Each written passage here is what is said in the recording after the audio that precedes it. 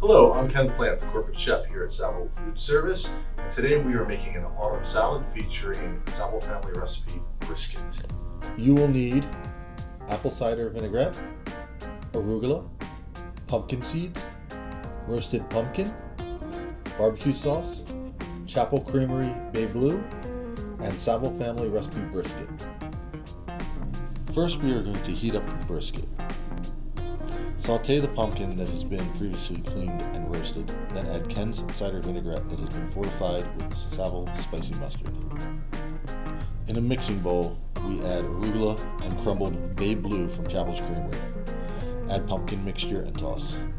Plate salad and top with hot brisket and glaze with apple barbecue sauce. Garnish with pumpkin seeds and enjoy.